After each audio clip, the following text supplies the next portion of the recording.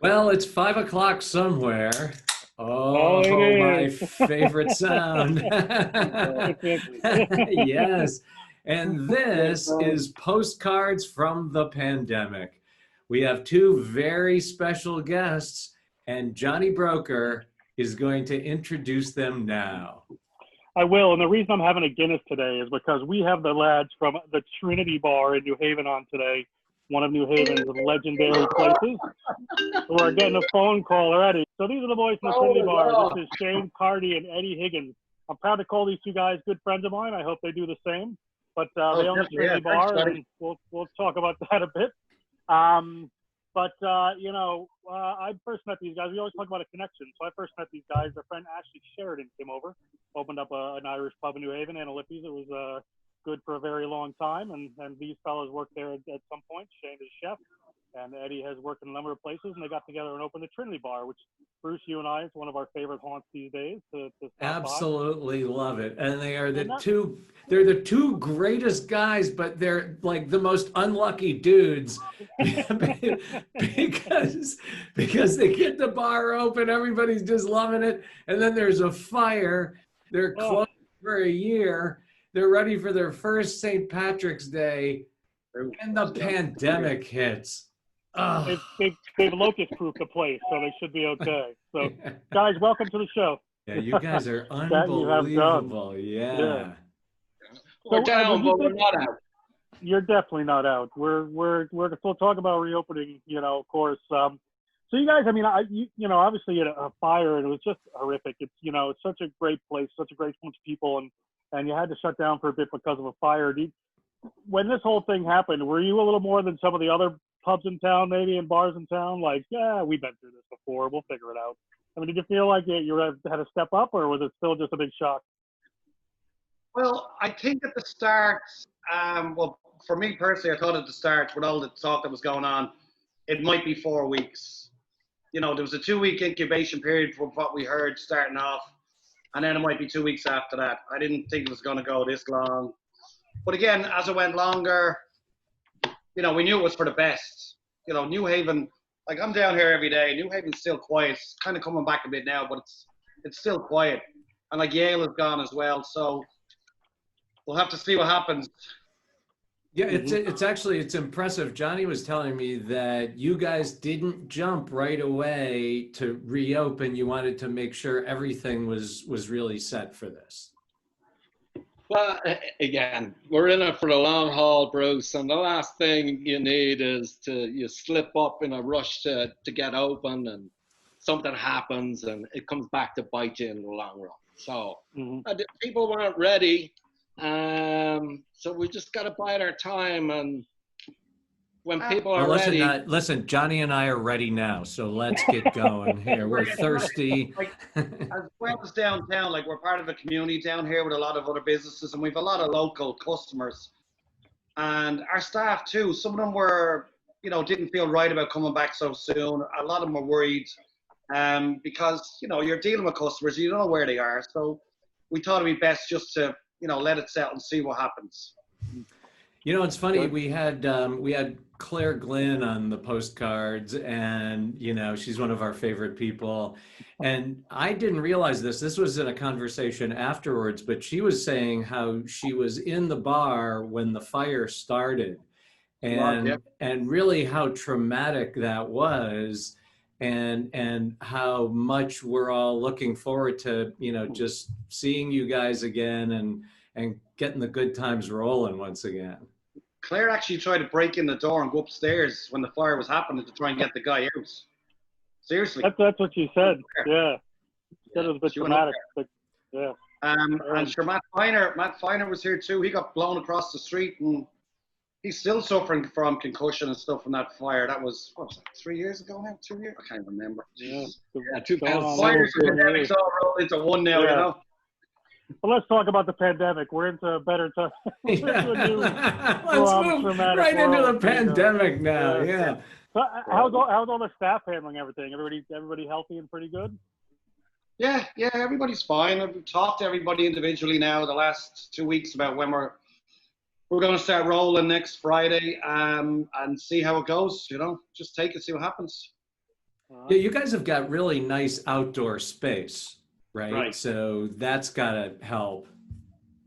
But see, the first open, we could have opened on the 20th, but again, you know, you're going at 50% capacity and there's 6 feet between the tables. So, like, you know, what are we going to open for? Financially, it didn't make any sense to bring back staff, turn the lights on, get everything going, to have maybe, you know, 12, 15 people sit out there for a couple of hours, take up things. So we said, let's wait on phase 2, and then we can utilize the inside, the outside.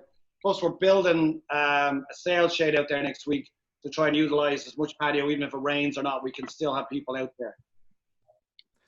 Johnny, we should also mention that Shane is a ridiculously good cook.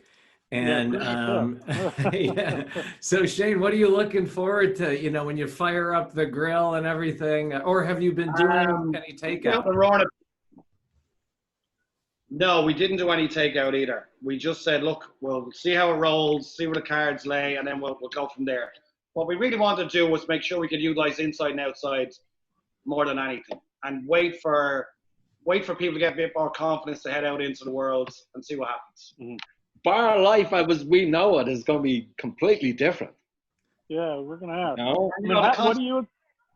Well, the concept of an Irish bar is you go into a bar and, you know, you talk to the bartender, you have a bit of crack, everyone kind of become friendly.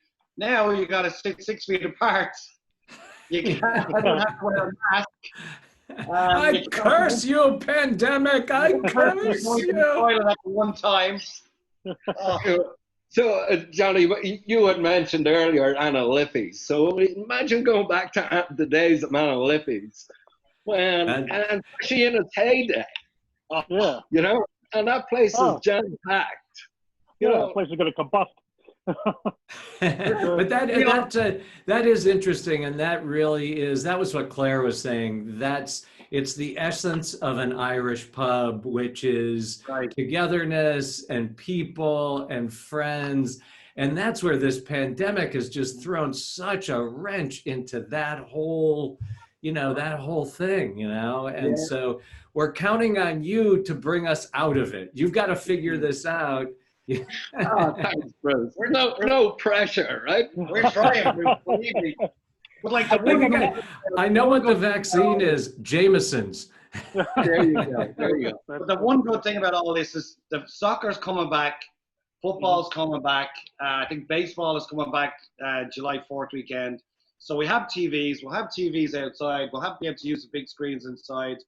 It looks like Liverpool's going to win the league next Sunday when they all come back. So at least it'll be something to do, you know? Yeah. I was going to ask you, I mean, you have so many good parts of your crowd. You have a soccer crowd, a rugby crowd, the lawyer crowd. I mean, I like most everybody that comes there, even Matt Popolowski, you know. Everybody's got to be figuring out a way to... Matt Pop is the Toon Army. He runs the Toon Army fan club, Matt Pop. Yeah, of course. But are people kind of itching to get back and calling you and asking you, you know, what can we do? When's it going to happen? Yeah, they are. Yeah. But again, see, some people are still a bit nervous about actually heading out into the world. But like, we can't stay closed forever. We have to try and get back out and make a go of it again, you know? Yeah, the numbers are doing well here. I'm interested just for you guys personally. So, you know, obviously we've been talking about your business and how you've been dealing, you know, with that. How about for both of you personally, just how have you been dealing with the stress of this just insane period in our history? Well, my child has been out of school since March 16th too. They got cancelled at school. So she's been up and down, and she graduated on Saturday or Sunday without doing 3 months of school, and now she's got to move to a new middle school. So that's been hard too. Like, she hasn't seen all her friends. She's graduated from school. The teachers did a drive-by today, so she's up and down as well, you know. How did you Eddie, how about you? Teacher? Yeah, Eddie, how about you? Well, Bruce, you see, I have only myself to worry about. So once they open the golf courses, I was good to go, man. I'm also in real estate, and real estate was considered as an essential business. So go believe it or not, I've been selling houses in this pandemic. Wow. I've That's seen good. them. The market's been doing well. Yeah. Yeah, So yeah. here, before we kind of talk about other stuff, so Continue.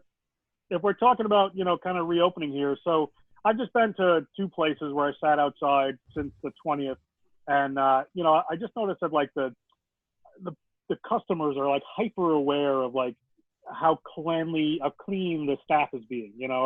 Are you working, like, what are your plans to kind of make sure everybody's sort of comfortable when they come back, besides get them handled? Well, I've done 2 Safe Serve classes. I did the DECD thing the other day as well. We have got touchless things on the bathroom doors. I got automatic soap dispensers. You don't have to touch anything. Center pull toilet, center pull paper towel pullers. We have one person in the bathroom. I have a fogger that I can do here every night, clean the place. So Wow, I'll tell you what, I feel like in a weird way, all of a sudden the world is going to be cleaner when we come through this. yeah. And trust me, look at this. I've showed this before. I had this before the pandemic. I have always been a clean freak. Now I just feel like everybody's catching up to me. Shane. I got 6 of them to hang around the place as well. You only have to touch them. I just want to know where I can get my hands on one of those foggers.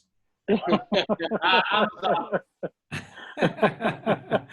then, so that's great. The other thing we always like to ask is, to close out, just for both of you, kind of what is the silver lining of this? What's your kind of glass half full? Oh my God, that's a tough one, that one. Well, the dream would be to get back to some bar life 20 years ago that we got to experience. I don't want to go back there. But has there been anything that, like, when you lose everything like this, I think a lot of people are seeing it's easy to identify, to quantify, what we've all lost, right? But are there insights into things that you hadn't thought about that you maybe took for granted, or that you really cherish now more, having been locked down for this period of time? Well, Bruce, I was all about, shaking hands and kissing babies. And, obviously I can't operate like that anymore. So I'm going to have to figure it out. I just got to shout at people from behind a mask now. So Johnny, this is a first for Postcards from the pandemic. Shane and Eddie find no silver linings. Yeah, no silver lining. It's the Irish thing. There's got the. Well, it's also tough when it comes to travel, because both our parents are in Ireland, and we can't go see either of them. And like, my parents are in their 80s. Eddie's are not far off it, and we can't even go see them. Well, so actually, this is a perfect way to end, because really, it shouldn't be about your silver lining. It's really about Johnny's and my silver lining, and really, as far as I'm concerned, it's that the Trinity's going to be open again. We'll be back there. There you go. That's the first game. Come on, Tottenham. All right, boys, show those beers. See you soon. Looking forward to coming back.